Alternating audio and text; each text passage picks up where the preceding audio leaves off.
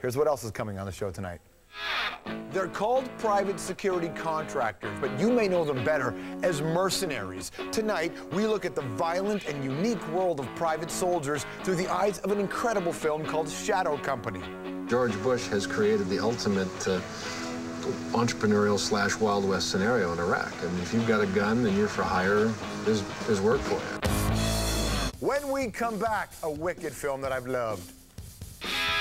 There's a coalition of the willing, is what Colin Powell called it. And I called it coalition of the billing, which means that a number of partners have pulled out, and they're being replaced with private security people.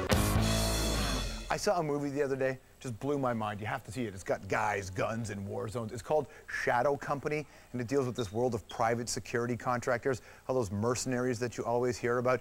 But this doc isn't like one of those boring, you know, oh, in 1965, so-and-so. No, it's totally cool. Interviews with real-life, active mercenaries, and awesome animation as well, just to make it cool. A couple of guys made the film. One of them, his name is Nick Bicanic. We're about to head outside to have him on the show, but just to get you primed, here's a little snippet of Shadow Company. The CPA cafeteria in the Green Zone is crawling with private teams and a great deal of testosterone. The US teams are always composed of extremes, either short, crew-cut, hard-bodied, steely-eyed stormtroopers, or bald-shaven, ponytailed biker lookalikes with long goatees. Hey, man. By far the worst wannabes are the Italians, who are comical in their vanity. They work out hard on their arms, but not their abs. The Brits out here just shove their pistols into their belts or holsters and queue up for the free food. This week we watched Shrek, Miss Congeniality, and Pirates of the Caribbean. James. James Ashcroft was a guy I went to university with. I studied chemistry, he was studying law. We were together there at the university at the same time, and I lost touch with him. And for about sort of 3 years, maybe 3-4 years, and I get this email from him saying, hey dude, I'm gonna be a mercenary. And I was like, yeah, whatever. I didn't believe him. And then a few jokey emails later, I realized that he was going to Iraq and this was for real.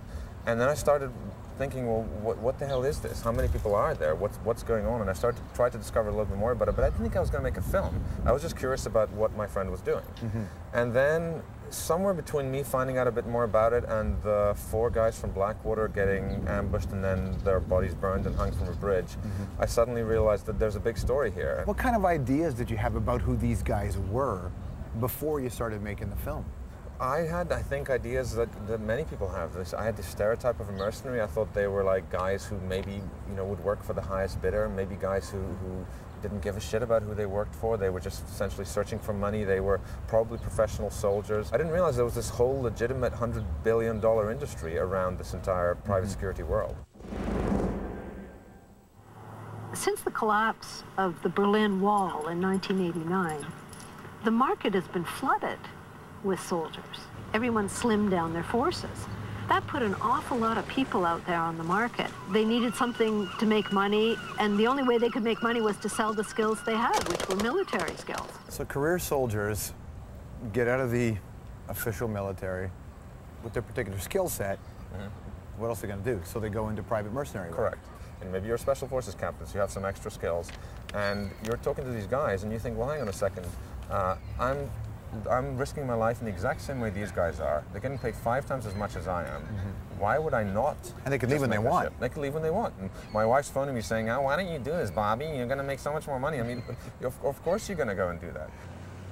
You can watch the TV blurbs about, you know, hearts and minds. That's crap. I mean, when you're driving from the airport to the Green Zone, you don't give a shit about hearts and minds. You just want to get there alive and get back alive. A lot of the really gruesome, you know, footage, the deaths that people have seen on television, they've been private security contractors who have died. Talk about that impact and what these guys thought, and I'm not even sure the audience differentiates between a dead American military guy and a dead American private security contractor. The audience might not differentiate, but the president most certainly differentiates between the death of a private contractor and the death of a soldier. The reason being is one of them comes home in a flag-draped coffin and the other one doesn't. In Fallujah, that incident with the 4 burning bodies, I for one, when I saw that, I thought, oh my God, you know, these 4 soldiers got burned. And then I read a little bit more about the story, and I thought, hang on, these guys weren't soldiers. And then I was amazed to discover that the US Marines had a big response to that event. So I'm like, hang on a second, what the hell is a military wing of a nation responding to the deaths of 4 civilians in an incredibly aggressive way? So the lines are really blurred between a contractor, between a military contractor and between a soldier. My favorite guy in the film was Kobus. I really like the camaraderie among everybody, the white dudes, the black dudes, and the absolute hilarity and funniness of serving together in extreme conditions. 37, rápido, por favor. One down, plenty to go. Actually pulling it off and then relaxing afterwards with several crates of beer. You know, the lifestyle was actually attractive to me, and I liked it. I thought he was amazing. Tell me about him.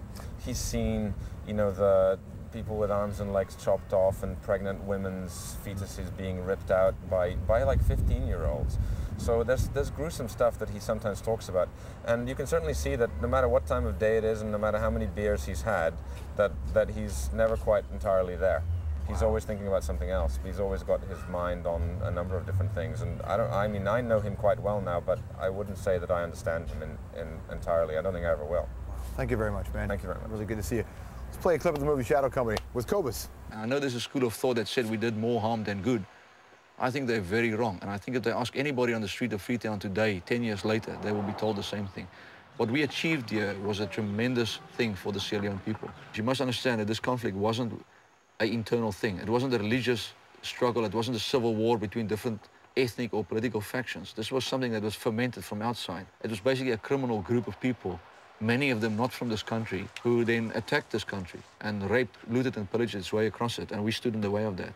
In both Liberia and Burkina Faso, the people who started the trouble were successful and ended up ruling their countries like ultimate despots with atrocious human rights records. And because of what we did in Sierra Leone, a democratic election was held, and the people were set free. Tell you what, that guy Kobus Klaas is amazing in this film. I was just laying in bed one night, actually a couple days ago with my laptop, and I was just watching the movie on there.